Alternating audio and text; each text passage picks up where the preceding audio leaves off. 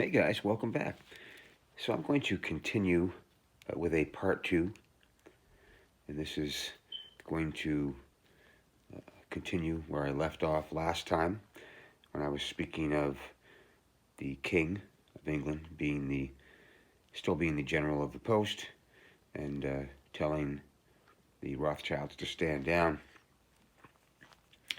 And this is because he's the postmaster general of the world, which means the crown controls all movement uh, and shipment of goods on planet Earth. So, as I continue here, the American Revolution happened because the United States wanted to float its currency onto the global market. Because our monetary system was based on the value of the land, it didn't fluctuate. However, the Rothschilds would fluctuate the prices of silver and gold depending on what they had going on, meaning the City of London Corporation. And they manipulated it. They manipulated the values. So whenever they manipulated it down, the United States could come in, swoop in, and buy it up cheap, and eventually become the world global power, which Great Britain did not want, nor did the Rothschilds. They're sort of all in cahoots there. And so that's basically what happened. They were going to attack and try to take over, and the king said, "No, I'm still the general of the post. The post office in the United States. That's war against me." So that's not happening. Now,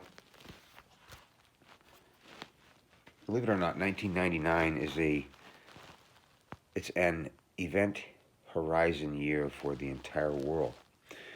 The reason why is because it was the year where the third and final international bankruptcy ended, meaning the Constitution, the contract with England. And so after that point, because it was a trust contract, a limited liability public trust contract, there had to be a trustee. There's a trustee and a trust, right? It's a corporation. The trustee has always been the President of the United States or the CEO. Congress were the managers. Again, it's a corporation. Now, because there's no more bankruptcy as of 1999, the last one ended, the contract ended, the Constitution ended, and so there was no more need for a trustee. And this is why you had the Florida Chads. I haven't looked into it exactly how that worked, but there is no President of the United States. It's not even a possibility since 1999. Whoever was quote unquote elected in 2000 and subsequently are not presidents of the United States. That's just a fact, okay? It's all contractual. So, let's go back to the American Revolution. At the end of the American Revolution, the United States did not have a strategic metals contract in place. So we weren't allowed to print and mint our own coinage. So, unfortunately, we had to borrow from London City, meaning the Rothschilds and the 13 families. They are one of those 13 families. The owners of central banks and so forth. Well, as I said, the Congress, they were the managers. When someone is elected, if you want to call it that, into Congress, House of Representatives, or the Senate, they quickly learn, they are told very quickly that your constituents are not a priority. The priority is to get on the government's dole and harvest and enslave the people that live in the United States. That is the goal. Go watch the movie The Distinguished Gentleman.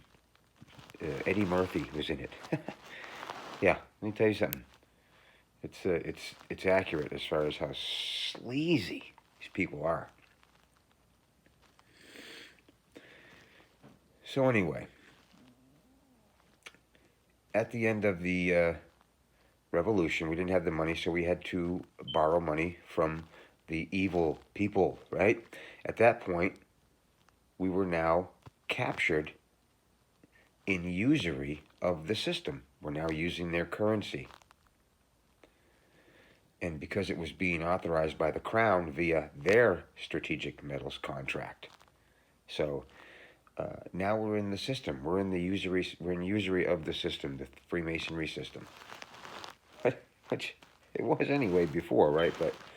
But we weren't in usury of it. We had some control before that. And so, in 1933, there was a Nazi coup. You heard me, a Nazi coup to remove Roosevelt. It was inspired and led by Gerald McGuire and backed by Prescott Bush, J.P. Morgan, Goodyear, and Remington. And they tried to elicit the help of General Smedley Butler of the U.S. Marine Corps. Now, of course, he was a true patriot or true American, and he blew the whistle on these guys, and the coup was averted. Their plan failed. However, the conspirators were never indicted for their treasonous acts, so their movement went into the shadows underground and continued. And as you must know, George H.W. Bush became president, right? So the plan worked. His dad should have been hung for treason. But that, of course, didn't happen. That's not the way the world works. How many presidents have warned us of the military-industrial complex and secret societies?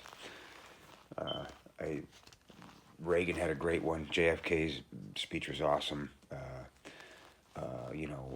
FDR made a speech referring to them as well as Eisenhower. And so basically the long-range plan for these people was to get these traitors into the White House. So when Eisenhower was elected, these scumbags found a way to create the CIA. That's when that was set up. And they set up a thing called the Five Star Trust. And that was connected to 5 people: George Bush Sr., Richard Armitage, Edward Lansdale, William Colby, and General Robert L. Ferrara. Their goal was to set up the largest drug and money laundering system the world had ever seen. That was called Operation Studebaker, and also called Operation Clean Broom.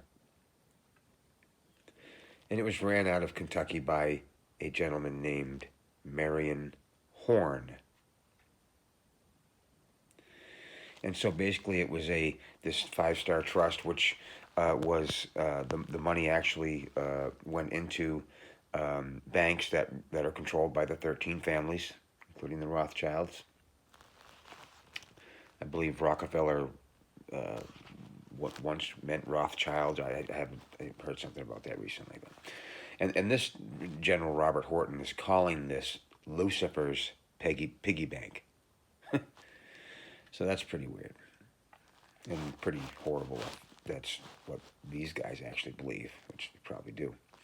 And basically it's a coffer for the CIA so that they wouldn't have to go through Congress to get money, and they wouldn't have to divulge what their plans were.